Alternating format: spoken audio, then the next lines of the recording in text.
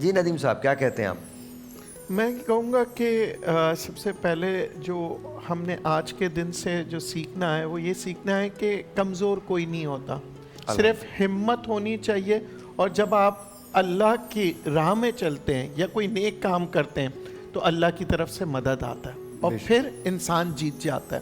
تو اس مہینے سے میں سمجھتا ہوں روزانہ کی بنیاد پہ جب ہم قرآن شریف پڑھ رہے ہوتے ہیں تو اس کا ترجمہ پلیز ضرور پڑھا کریں، کیونکہ اس سے کیا ہوگا کہ آپ کی نالج بڑھے گی اور پھر اسے عملاً اپنی زندگی میں بھی اس کو استعمال کریں. کہ اگر کہا جاتا ہے کہ جھوٹ نہ بولیں، مجھے بہت خوشی ہوتی ہے جب میں دیکھتا ہوں کہ بچے آج کل سچ بول رہے ہیں اور یہی بچے. وہ بچہ بیٹھا ہوا، جی ویری بالکل، نائس، آئی لو یو.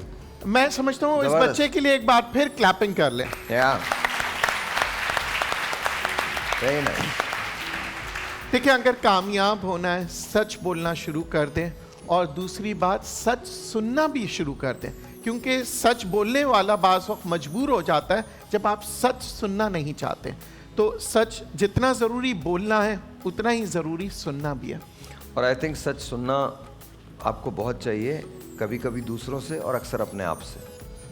جب دوسرے آپ کو سچ سناتے ہیں تو آپ ان کی زبان کو بند رکھنے کی کوشش کرتے ہیں، لیکن آپ اپنی زبان کیسے بند کریں گے؟ اپنی زبان نہیں بند کریں گے نا.